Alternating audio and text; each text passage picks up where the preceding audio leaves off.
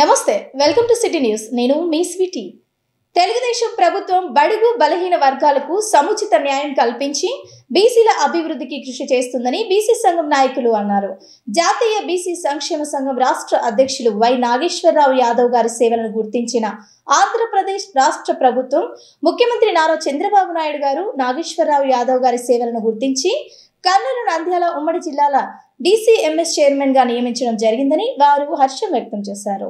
బడుగు బలహీన వర్గాల నాయకుడు, జాతీయ బీసీ సంక్షేమ సంఘం రాష్ట్ర అధ్యక్షులు వై నాగేశ్వరరావు యాదవ్ గారి సేవలను గుర్తించిన ఆంధ్రప్రదేశ్ రాష్ట్ర ప్రభుత్వం ప్రియతమ నాయకులు ఆంధ్రప్రదేశ్ ముఖ్యమంత్రి వర్యులు నారా చంద్రబాబు నాయుడు గారు నాగేశ్వరరావు యాదవ్ గారి సేవలను గుర్తించి కర్నూలు, నంద్యాల ఉమ్మడి జిల్లాల DCMS చైర్మన్ గా నియమించడం జరిగిందని ఆయన తెలిపారు.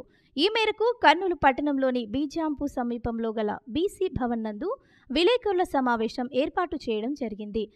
అందులో భాగంగా ఈ నెల 15వ తేదీన ఆదివారం ఉదయం 10 గంటలకు నంద్యాల పట్టణంలోని టెక్కియా వ్యవసాయ మార్కెట్ యార్డు నందు ప్రమాణ స్వీకారోత్సవం జరగనుంది.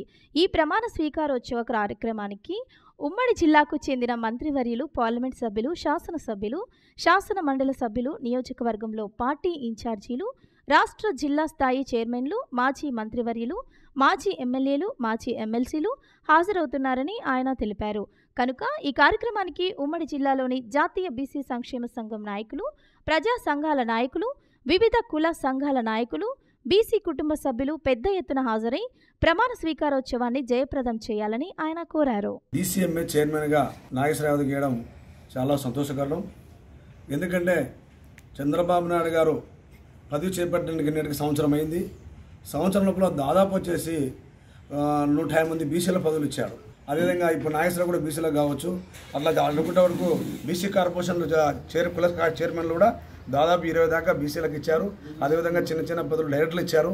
ఒకటే నిదర్శనం, బాబు వస్తే బీసీలకు న్యాయం జరుగుతుంది అన్న కోణంలో బాబు గారు చేస్తున్నారు. కాబట్టి రేపు జరగబోయే DCMS చైర్మన్ నాగేశ్వరరావు ప్రమాణ స్వీకారం జరగబోయే ప్రమాణ స్వీకారానికి నంద్యాల పట్టణంలోని టెక్కే మార్కెట్ యార్డ్లో ఉదయం 10 గంటలకి ప్రమాణ స్వీకారం ఉంటుంది.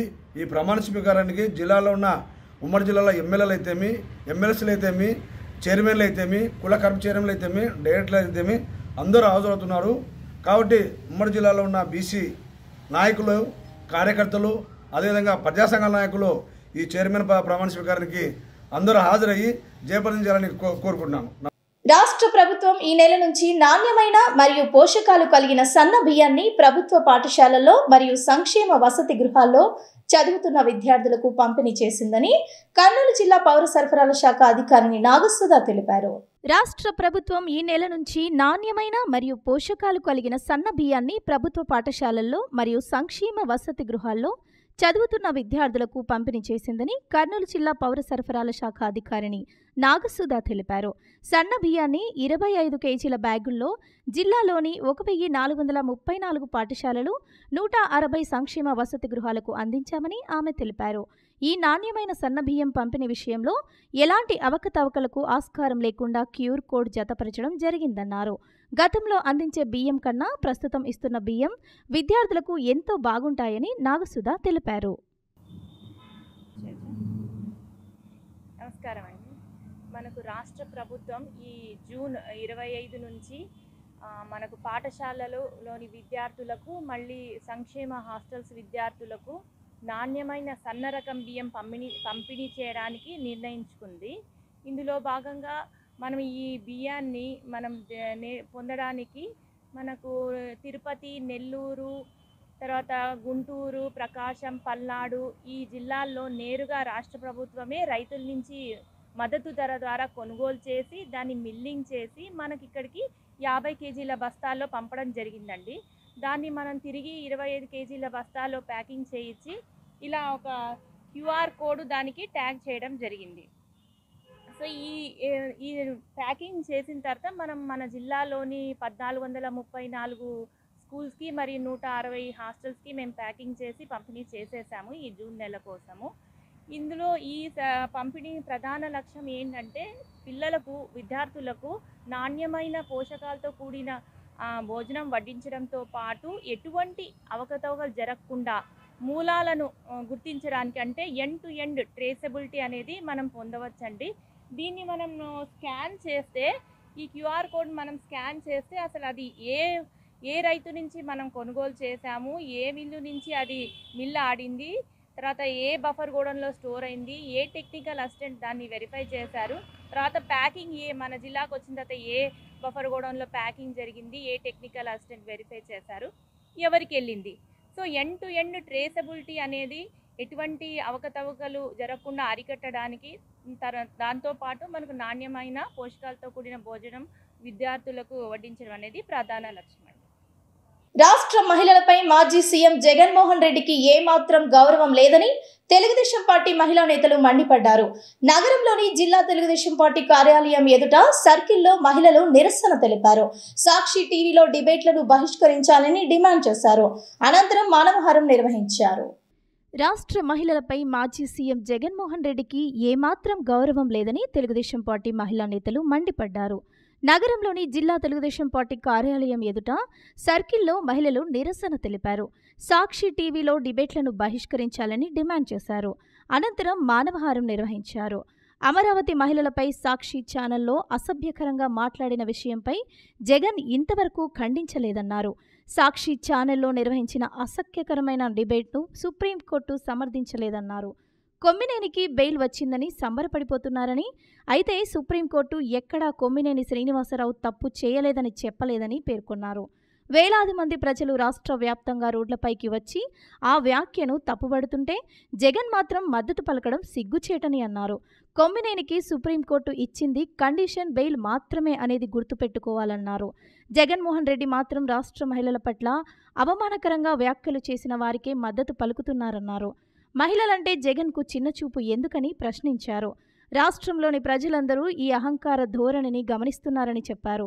జగన్ ఇప్పటికైనా మహిళలందరికీ క్షమాపణ చెప్పాలని డిమాండ్ చేశారు. అనంతరం కరపత్రాలను రోడ్డుపై పోసి నిప్పు పెట్టారు. ఈ కార్యక్రమంలో కార్పొరేటర్ రమణమ్మ, నియోజకవర్గ మహిళా అధ్యక్షురాలు మారుతి శర్మ, మహిళా నేతలు శాంతమ్మ, రాధమ్మ, రేష్మ, ఆయాద్, జనసేన నాయకురాలు అనిత, మాజీ కార్పొరేటర్లు, సీనియర్ నాయకులు, టీడీపీ బూత్ ఇన్ఛార్జీలు తదితరులు పాల్గొన్నారు. శ్రీనివాసరావు, కృష్ణరాజు అనే వ్యక్తుల్ని మహిళలు నిరసన తెలిపి ధర్నా చేయడం జరిగింది. వారిని అరెస్ట్ చేసి రిమాండ్కు పంపించి కోర్టులో కూడా హాజరుపరచగా ఈ రోజున సుప్రీంకోర్టు శ్రీనివాసరావు గారికి బెయిల్ ఇవ్వడం కూడా జరిగింది. ఆ బెయిల్ని జగన్మోహన్ రెడ్డి గారు, వైసీపీ పార్టీ వాళ్ళు మొత్తం కూడాను ఆయన ఏదో ఒక యుద్ధ వీరుడయ్యి ఒక స్వాతంత్ర పోరాటంలో నుంచి ఆయన ఏదో బెయిల్ తీసుకొని బయటకు వచ్చినట్టుగా ఫీల్ అయిపోతున్నారు.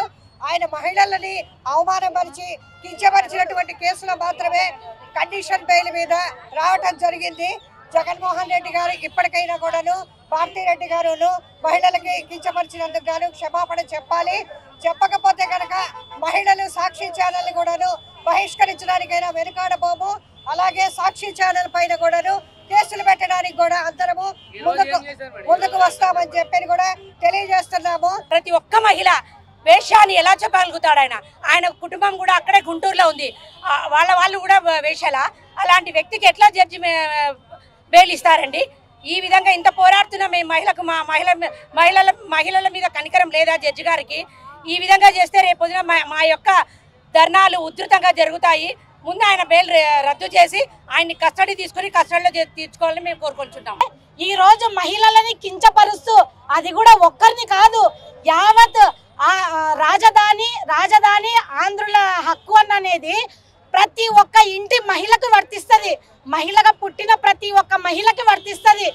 ఇది మటుకు వాళ్ళని వదిలినారనంటే జగన్మోహన్ రెడ్డి కోడి కత్తి కేసుని ఒక సామాన్య వ్యక్తి మీద ఎంత వేసి రుద్దినా వదిలేయకుండా పాపం అతన్ని శిక్షించి ఇది చేసి పెట్టినారు. ఇప్పుడు వీళ్ళని ఎందుకు వదులుతున్నారని మా మహిళలము అందరము అడుగుతా ఉన్నాము. బెయిల్ ఇచ్చిన సందర్భంగా మాకు చాలా బాధ అనిపించి మహిళా లోకమంతా లేసొచ్చి వాళ్ళను ఎట్లయినా కానీ శిక్ష పడేలా చేయాలి.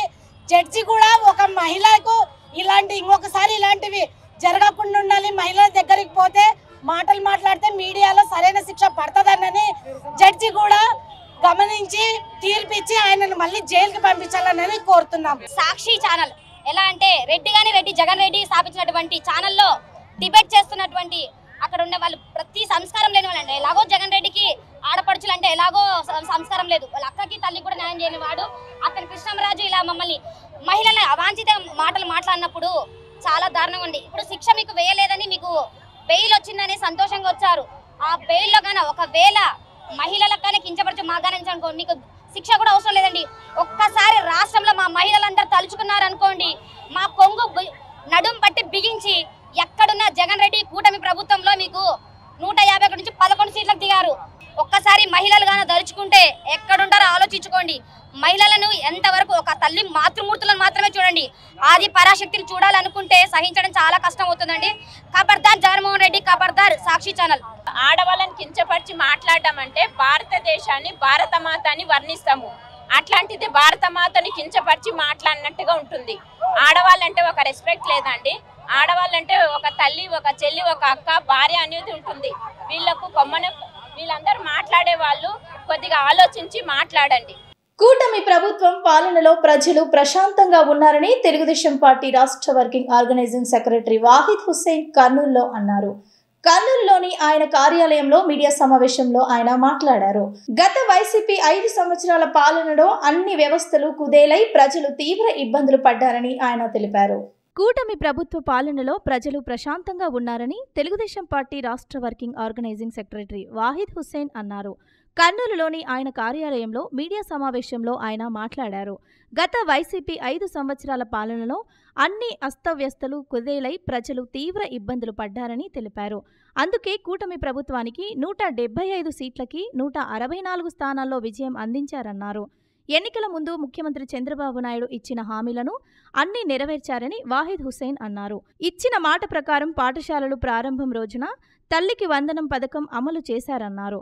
వైసీపీ హయాంలో కేవలం ప్రజలను మభ్యపెడుతూ కొన్ని పథకాలు ఇస్తే ముఖ్యమంత్రి చంద్రబాబు నాయుడు సంక్షేమం, అభివృద్ధి, ఉపాధి, ప్రోత్సాహం అందిస్తూ రాష్ట్రాన్ని ముందుకు తీసుకొని పోతున్నారని తెలిపారు.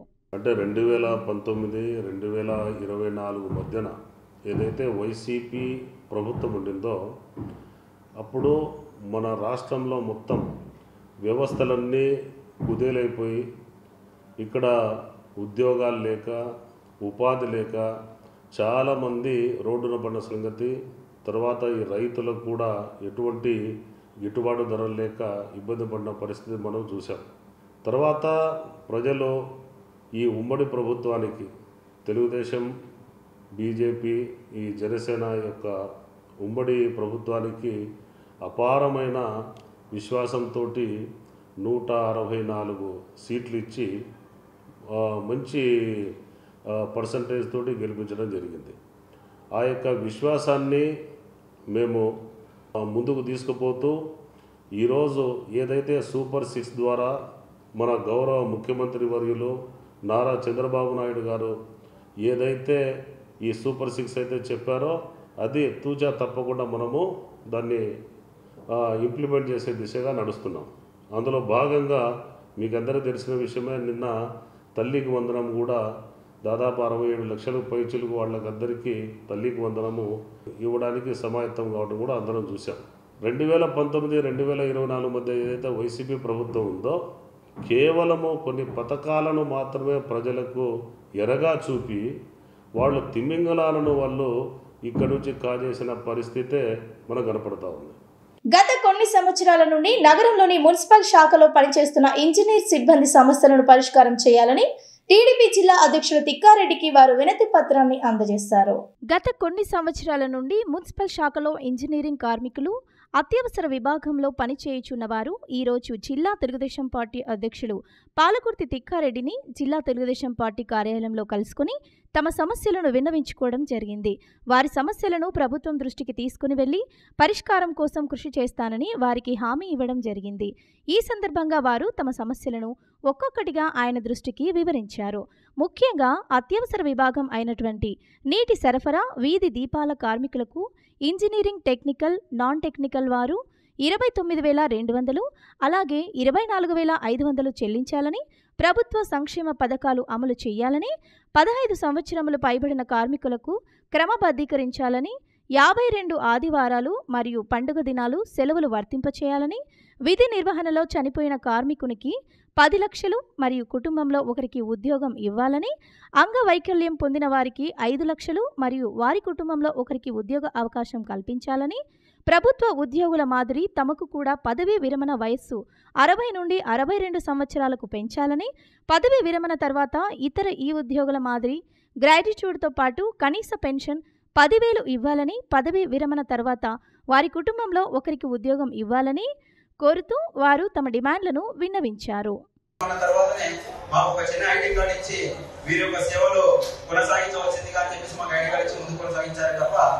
మరి సేవలను మాత్రం గుర్తించకుండా మా యొక్క జీతాలను పెంచకుండా ఈ విధంగా మాకు అన్యాయం చేస్తున్నారు. కాబట్టి 20-30 సంవత్సరాల నుంచి మేము సేవలు అందిస్తున్నా కూడా కనీసం ఈ కాలంలో బ్రతకడానికి కావాల్సినటువంటి వేతనం ఏవైతే ఉద్యోగం కోరడం లేదు.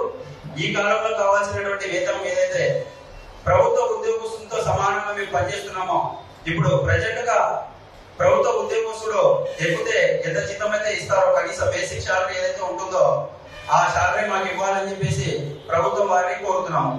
మరి కనీస వేతనము అంటే హైకోర్టు ఆదేశాల ప్రకారము ఈ కాలంలో ఒక తల్లి, తండ్రి, భార్య, 2 పిల్లలు బతకడానికి కావాల్సినటువంటి వేతనం ఏదైతే ఉందో ఈ వేతనం ఉంటే ఒక కుటుంబం బ్రతకగలదు అని హైకోర్టు తీర్పు వచ్చిందో ఆ వేతనాన్ని అడుగుతున్నాం. మాకున్నటువంటి ప్రస్తుత శాలరీ వచ్చేసి 15,000 రూపాయలుగా ఉంది సార్. అయితే ఈ 15,000లో పిఎఫ్, ఈఎస్ఐ మినహాయింపు పోగా 13,027 రూపాయలుగా వస్తుంది సార్. మరి ఈ 13,027 రూపాయలతో ఈ సిటీలో, ఈ నగరాలలో ఉన్నటువంటి బాడీలు, తర్వాత నిత్యావసర సరుకుల ధరలు, అదే విధంగా పిల్లల చదువులు, ఈ విధంగా పోల్చుకుంటూ పోతే మాకు మిగిలేది మాత్రం అప్పే సార్.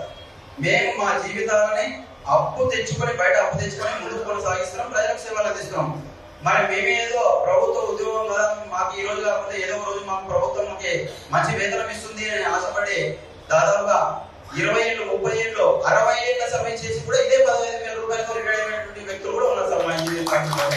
ఇవి వాళ్ళ సిటీ న్యూస్. తిరిగి రేపటి సిటీ న్యూస్ లో మళ్ళీ కలుద్దాం. అంతవరకు చూస్తూనే ఉండండి సిటీ న్యూస్.